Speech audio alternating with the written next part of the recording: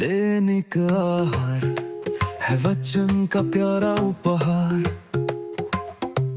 रोज का है ये आत्मा का पोषण संसार। हर शब्द में छुपी है ईश्वर की पुकार। आओ सुनो समझो जीवन में लाओ प्यार।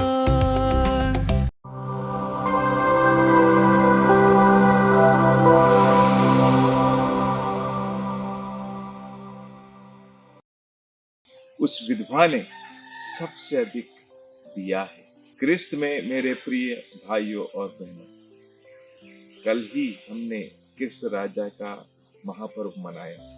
वह राजा जो पूरी दुनिया पर राज्य करता है, पूरी दुनिया के दिलों पर राज करता है, और इसलिए उसे दिल का राजा भी हम कहकर पुकारते हैं। क्या सचमुच में ईश्वर मेरे दिल का राजा है?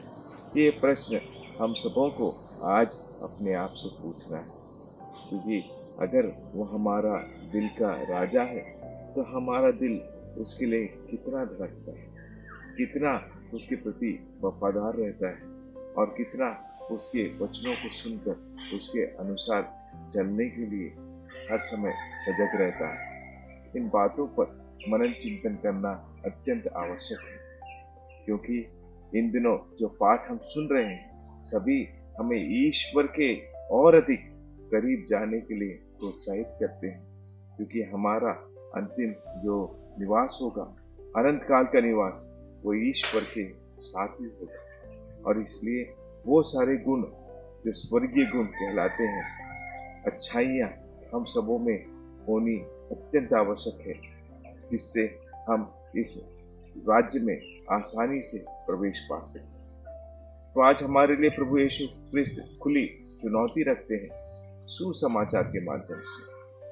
आज हमें एक विधवा के बारे में प्रभु सुसमाचार में बताते हैं, और बताते हैं कि जो भी उस विधवा ने दान दिया, अपना संपूर्ण दान दिया। दूसरों ने तो अपने बहुत में से थोड़ा सा दिया, लेकिन इस विधवा ने इसके पास जो भी था सब कुछ ईश्वर के लिए दे दिया।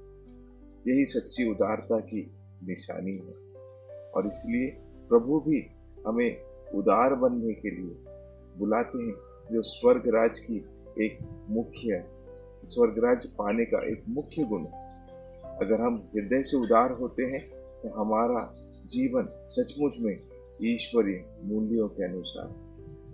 लेकिन बहुत सारे बार हम उदारता केवल पैसों के संदर्भ में समझते हैं। उदारता पैसों में ही काफी नहीं है। पैसा तो जैसे कहते हैं हाथ का मैल है, आज है कल हमारे पास नहीं होगा। लेकिन जो उदारता ईश्वर हमसे चाहते हैं वो है दिल की सच्चाई, हृदय की सच्चाई। मैं हृदय से कितना अपने प्रिय को प्यार करता हूँ। और शुरुआत में मैंने कहा कि क्या यीशु मेरे दिल का राजा है? हम बड़े प्यार से यीशु के नाम का यीशु के नाम को ऊंचा उठाए, उन्हें क्रिस्त राजा की जय कहकर पुकारे। हे प्रभु यीशु, हे मेरे राजा, हे मेरे ईश्वर।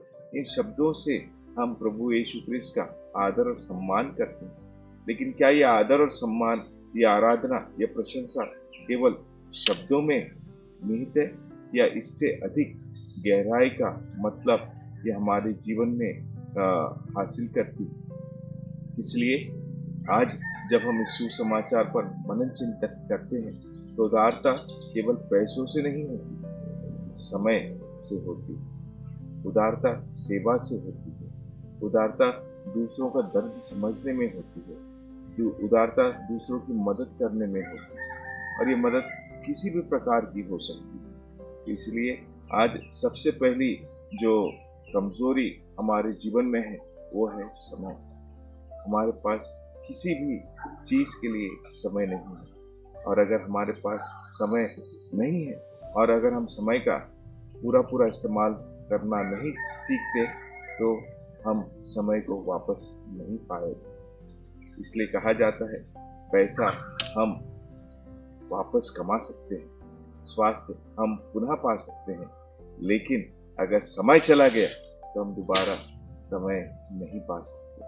इसलिए मेरे प्रिय भाई बहनों, आज के सुसमाचार के माध्यम से प्रभु हमें यही सिखाना चाहते हैं कि उचित समय में ईश्वर ने हमको सब कुछ प्रदान किया है और इसीलिए उचित समय में हम भी उदारता से ईश्वर के कार्यों में लगे रहें। कुरिन्थियों के नाम संत पौलुस का दूसरा पत्र अध्याय 9 पद संख्या 6 से 8 में वचन कहता है, जो थोड़ा बोता है वो थोड़ा ही बुनता है। और इसलिए अब उन पंक्तियों के अंत में प्रभु कहते हैं, जो प्रसन्नता से देता है उन्हें ईश्वर प्यार करता है। आइए हम भी प्रसन्नता से ईश्वर को अपना सर्वस्व दे, ताकि ईश्वर की भरपूरी आशीष हमारे जीवन में मिले और हम ईश्वर के आज्ञाकारी पुत्र पुत्रियां बनकर अपने जीवन में उसके मूल्यों का पालन करते हुए उस राज्य में प्रवेश पाने के लिए तैयारी करें जो ईश्वर ने हमारे लिए निर्धारित किया। आइए हम ईश्वर से इस कृपा के लिए प्रार्थना करें। आमीन।